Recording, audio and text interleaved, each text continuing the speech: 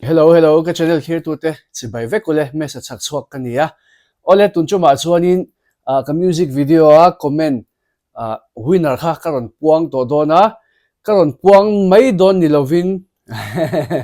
kan thăng đòn này kan en hậu đòn này kan thăng lại te fair takin kan tinga pathian zara karma sa ni nga ni zan daruka cái music video pathina chu num mangai na ka release comment masa panga in loman dong ang katia loman po kala soi chuang lo karon soi thonga loman panga loman mi panga in dong ang katia te ro ri chuanin comment chanem viawa alom kalom khop maya ti chuanin i kadam lo chho zia friday tlai vel tang kan nuam lo friday tlai ka ti khami zan tang kan thursday zan tang kan friday te office ka kal pe lo saturday kamuni lenga sunday kan khom pe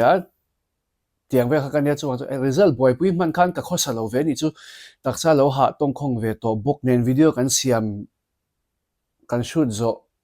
atanga car khat chung vel chu kan clever de tho video editing hian kan man ho ve to book se chu tiếng ve la hun mang chho nok nok kha kan ni ve ti mai ang in mi sia thiam na te po kan dil ma sa ma sen do thena lom thu ka se tu ma ron phun te ron lom lo khai lom lo in ka khia ka lom kho mai di chuanin in mong hian sun nu mangai na asia ki chu ledling vek do na he chu lo ignore la ka ron tilang ve mai maya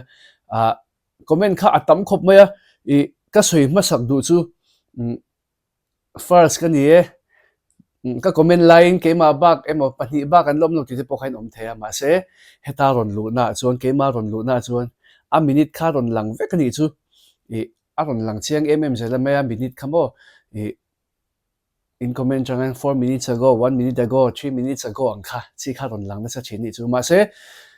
atil khana tamlu tu kha enge youtube pa po khan comment kha ka update zela ka refresh ka update sa sa timen ka en ha zela atamlu tu kha tiang ni chuan in rei lo te nga kang da kar ni thum li vel nga kila chuan achiang we anga ama sata in do chu ka tia ma se kha ti chung khan minute in anga ron comment kha in om nuala top 5 than hlei thei kha ni lo ni chu alom om zo ka ke matan chuan chu kan tilang ve hrim anga lokina nang he 4 hours ago tiang ho hi I ani tlang puya hey 4 hours ago tiang kha atam to pani chu mo I tam takani tiang kha om nuala in om nuala chu wang chuanin comment ma sa list kasiam to pa comment ma sa ho list kha kasiam to pa mi som thum khit film fe to no mi som thum kha lomandong theizi nga khan inom ta ni chu lomandong theizi ang khan mi som thum khain ron lang ta chu de chu kan chia chuak ve shim anga in youtube in ron comment na account mi ngang khani do na lal mangai 849 chuanin shelly n ms luangi lalruat lui sang boi namte zaite_hlute nu ran thlei de siam lang de siam Tony K boy 3840 he pasari na ni to shiat pui 9064 pariat na mo lalsan choi -t9 d romal somi chong tin leri 1 kimte ral te 3690 tuang pui sailo 2264 gloria notlia bm_coaching 27 roati dash nv8yq chuanin Hailey Luzwali 3510 Rosie Mar 19 Remsagi RL2 Bilalin Pui 3035 kha song kha som hian ni to ni chuanin ni khatna chang Freddy Lal Mingliana Moi Arena 6948 Dongiral te -g 7w 6g 24 na hian Omega Tulor -x4p Vibe with Paul Sangte Ral te 8942 Victor Pacho 7246 Esther Omit 2813 Mafela C2K Olive Engzami Mar 3072 khangzo khami somthum anni ani chu aletling ina langme te screen ai chuanin khami somthum chu ni ta ti chuanin mi somthum atang hian top 10 ka thlang photang voi ka ta panga thlang pop lo khana chan chu te ka tiang base bolu tuk palang midang tan chuanin number ka ti dan tur hi ta hianin 1 to 30 kha Google generator number generator a hen ka generator don ta ni chu chuanin an serial number kha an number chu ni mai ta hi 6 ron lang sa hi a om sa o hei chu eng mani lo om je om lo cancel chu Google a hianin number generator hen ka generator anga chuanin top 10 ka thlang chhuak anga top 10 a chuan top 10 atang chuan mi van ni panga kan thlang chhuak le don ya ma saberan ama sabera top 10 lang ma saber tu nge niang o ilo enang o number 9 9 alang le ding china ke ma chun 9 ani o he 9 ania number 9 na tu nge om kan enang serial number 9 chu lal chan choi o hei hi top 10 lang ma saber ania ani wangin a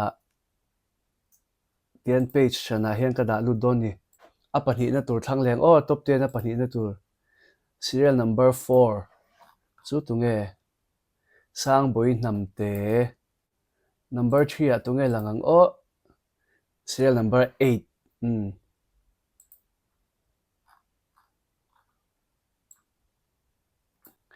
chu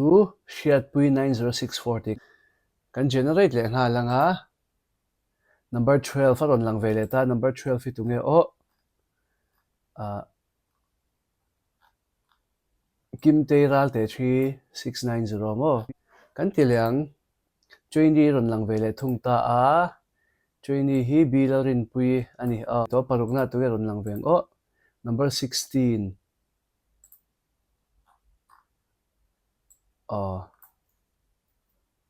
ani a sorry tu nge ron lang don 20 lang to kan tinon lawanga 9 na lang to kan ti lo bok nga 22 22 ron om vele ta a pariat na tur 3 ron lang nol mai pakwana tu nge ron lang ang o number 10 chuan atop na atop na ni ta 23 nga chuan kha top 10 lang chu nia ma se te ka tiang mi pahnih kan da belang in ron comment tha emaya mi pahnih top 10 a som pahnih lang ro se 60 na ron om le ta a tu nge niang o 29 ron lut ve ta 29 hi ma fela si tu ke mi palang om chun ni tlat maya top 10 a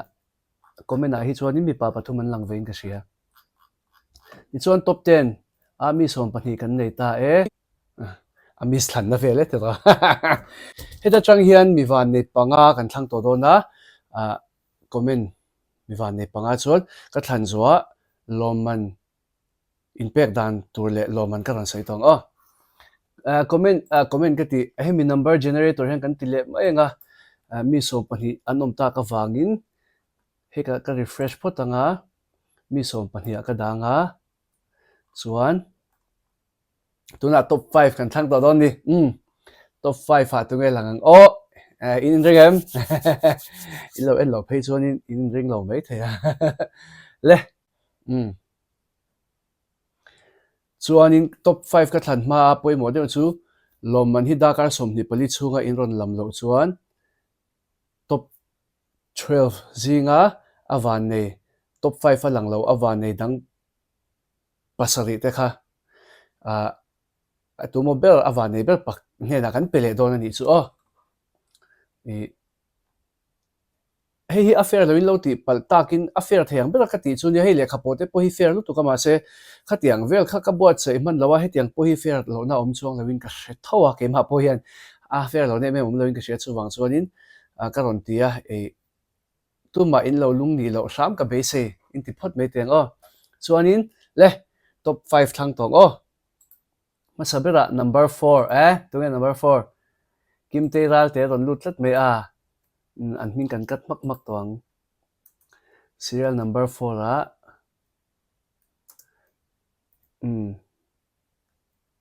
aro phek thara ka tiang loman hi in serial number ne in ron soi ngai don dia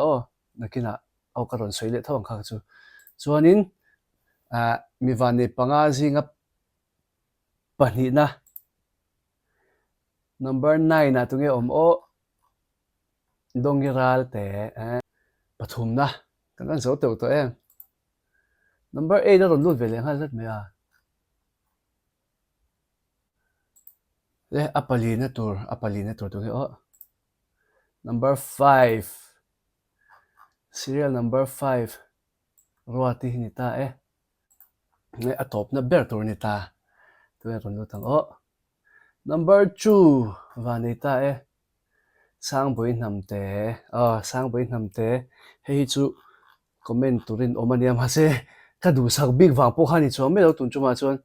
aron mu ve not many oh number 5 tur khan ole te khan lo mandong tu kan nei ta lo mandong tu de chu serial number 4 kim te ral te 3690 te chuan serial number 9 dongi ral te hyphen G7 W6G oh chuan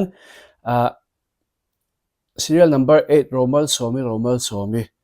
chuan serial number 5 apalina ruati hyphen NV8YQ chuanin apangana serial number 2 sang bui namte khang te kha lom mandong tu comment masa lom mandong tu panga te nen za fine kalom pui chewa tin milo comment sak tu te zong zong swa thin lu te lom thu ka soiboka ka video te ka milo clear sak zelu la milo share sak chu la lo comment chu bokula thlasung lovin len lo te pokhan milo en sak ve ngei don ne ti chuanin in lom man miron biak na tur hi hemi number a hian min lo bianga chuan